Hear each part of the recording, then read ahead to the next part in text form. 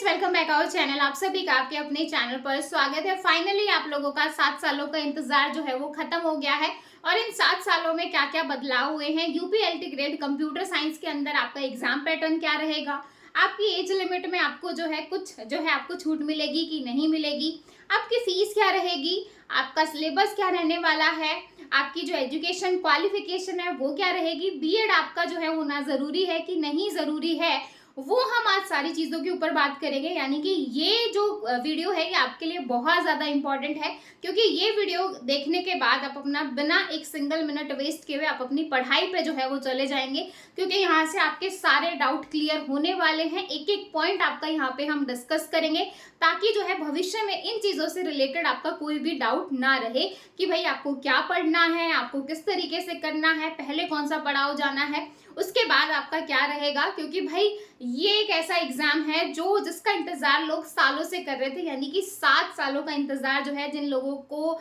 जिन लोगों ने इस एग्जाम का वेट किया है वो अच्छे तरीके से जानते हैं कि एग्जाम जो है उनके लिए कितना ज्यादा जरूरी है।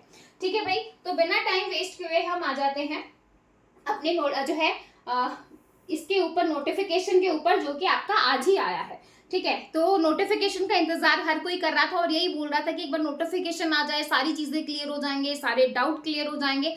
तो फाइनली आज आपका नोटिफिकेशन आ गया है। 28 तारीख आज से आपके फॉर्म शुरू है, लास्ट डेट भी आपकी 28 तारीख रहने वाली है। तो भाई जो है फॉर्म भरने से पहले मैं आपको एक चीज यहाँ पे बता देती हूँ कि भाई ओटीआर आपको करना बहुत जरूरी है। ठीक है, और ये हर बच्चे के लिए जरूरी है। ओटीआर आप करोगे, ओटीआर भरने के बाद आपको एक नंबर मिलेगा, नंबर प्राप्त करने के बाद ही आपका फॉर्म जो है वो सबमिट होगा। तो ये बहुत जरूरी है, हर बच्चे के लिए मैंडेटरी, हर बच्चे के लिए अनिवार्य है। तो इसलिए अपना ओटीआर जरूर कर ले फॉर्म भरने से पहले। ठीक है, तो ये है।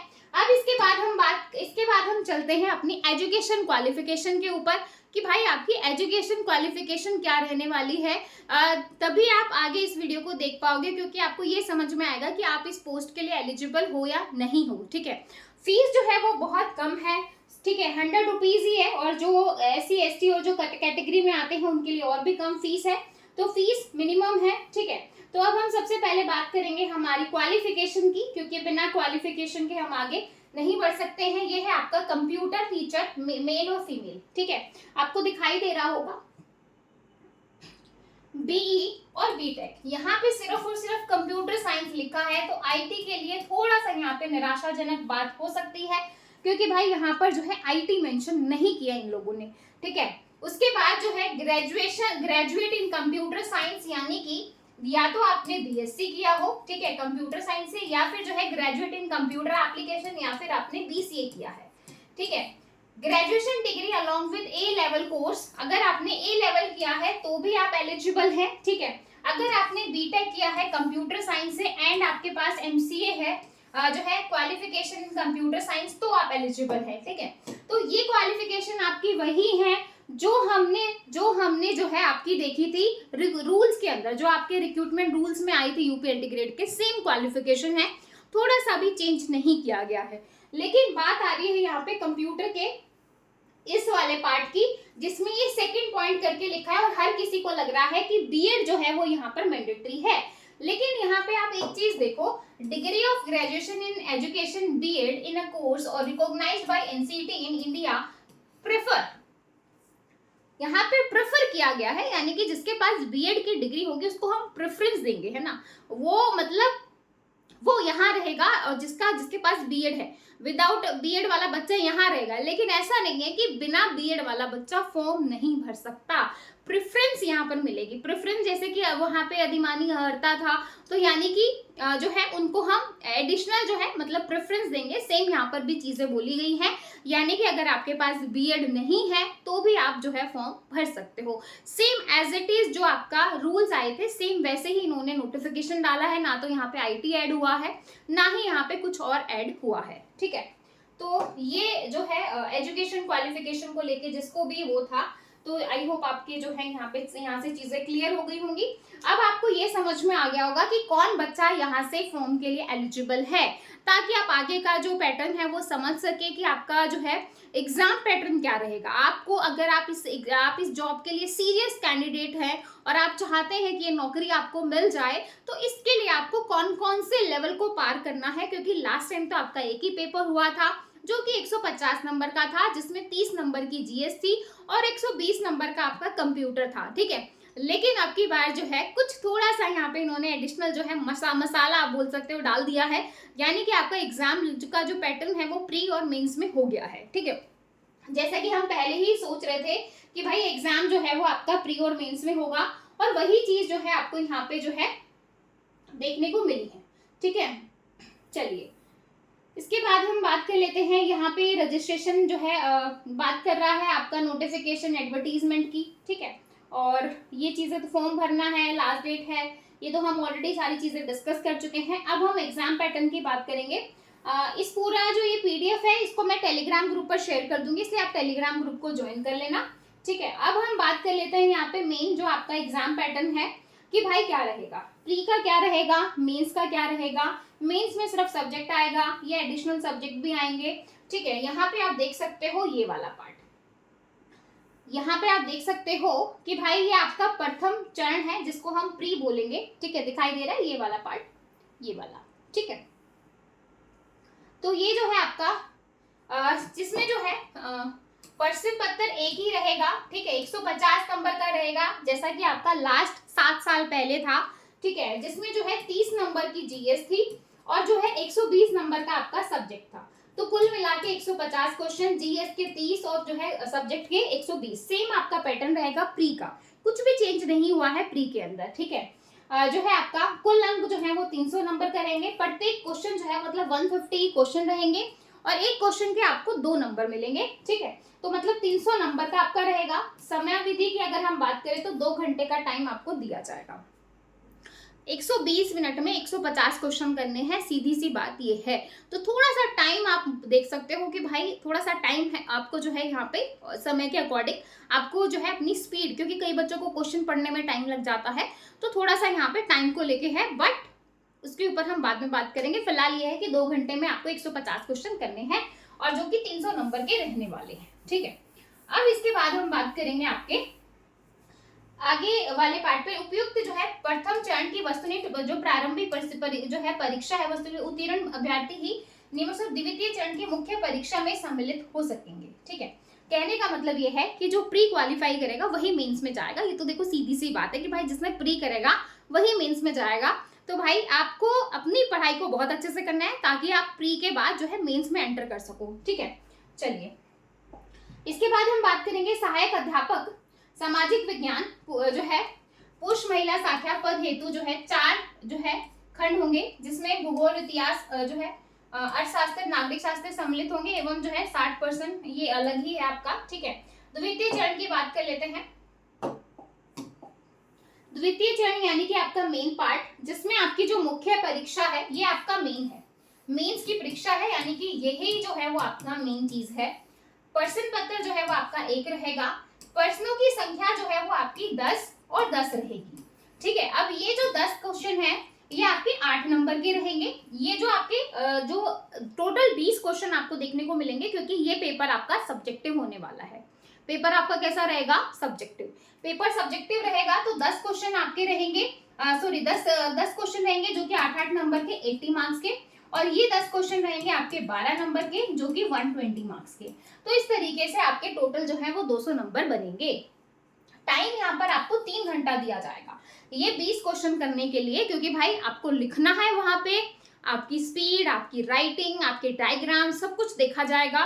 तो भाई ये जो है आपका बहुत जरूरी पार्ट है, क्योंकि मेंस में आप जितना करोगे उतना आप सिलेक्शन के पास हो, ठीक है। चलिए तो परीक्षा जो है वो आपका यहाँ पे देखा गया है कि भाई ये बता दिया है 10% जो है लघु छोटे होंगे, 125 शब्दों में लिखने होंगे, और जो बी पार्ट है मतलब ये जो 10 रहेंगे जिसको मैं बोल रही हूँ 8 नंबर का रहेगा, इसके लिए 125 शब्द हैं, और ये जो 10 क्वेश्चन है इसके लिए आपको 200 शब्दों में लिखना है जो कि 12 नंबर के रहेंगे, ठीक है। अब दिव्यांग और इनके लिए बोला गया है एलटी ग्रेड में किस तरीके से है, ठीक है। अब यहाँ पे जो है इस तरीके से चीजें रहेंगी। दिव्यांग शैक्षिक जो है सहायक स्पर्श दृष्टिकोण, मतलब इनके लिए बोला गया है कि किस तरीके से चीजें रहेंगी, तो वो है। ठीक है, चलिए ये सबके लिए अलग अलग है कि भाई किसके लिए क्या क्या है, विशिष्ट जो है अध्यापक, ये सारी चीजें। अब जो है हम बात कर लेते हैं सिलेबस की। ठीक है, इसी के साथ मेरे ख्याल से आपको ये पता चल गया कि आपको अप्लाई कर सकते हो नहीं कर सकते हो, आपका एग्जाम पैटर्न क्या रहेगा। अब हम सिलेबस की ओर बात कर लेते हैं कि सिलेबस आपका क्या रहने वाला है। ठीक है, अब हम आपके सिलेबस की बात कर लेते हैं। ये सबका सिलेबस दे रखा है, सबका सिलेबस यहाँ पे दे रखा है भाई। ठीक है,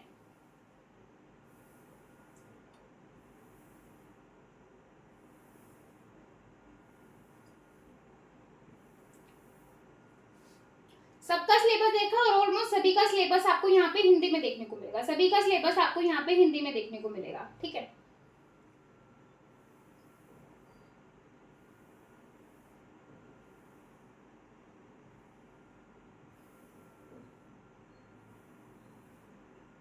देखो भाई इंग्लिश का जो है सिर्फ इंग्लिश का। अब यहाँ पे देखो कंप्यूटर का सिलेबस आपको, जो हमारा कंप्यूटर है उसको हम हिंदी में संगणक बोलते हैं, तो भाई ये आपका कंप्यूटर है। ठीक है,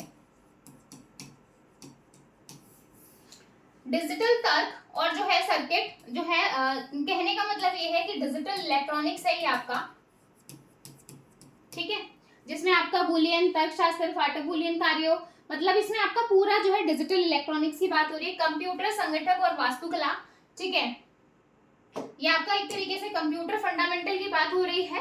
डेटा संरचना और कलन विधि, ठीक है, परिभाषा, ये आपका जो है डेटा संरचना, आई थिंक ये वाला पार्ट आपका वही है जिसमें हम एनपी यानी कि आपका डीएसए, डेटा स्ट्रक्चर और एल्गोरिथम। ठीक है, सिलेबस मेरे ख्याल से आपका वही है जो पहले था, डेटा स्ट्रक्चर और एल्गोरिथम। ठीक है, सी प्रोग्रामिंग है।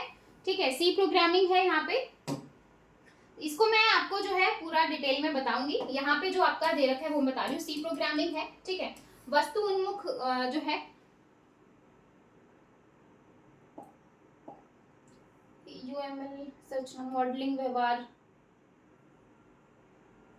ऑपरेटिंग सिस्टम, ये आपका ऑपरेटिंग सिस्टम हो गया, ये आपका डीबीएमएस हो गया, ये आपका कंप्यूटर नेटवर्क हो गया, ये आपका सॉफ्टवेयर इंजीनियरिंग हो गया, ये आपका इंटरनेट हो गया, ये सिस्टम डिजाइन हो गया। ठीक है, जिसको हम जो है सॉफ्टवेयर इंजीनियरिंग, आपका साइबर कानून वाला पार्ट हो गया, ये आपका कंप्यूटर ग्राफिक्स हो गया।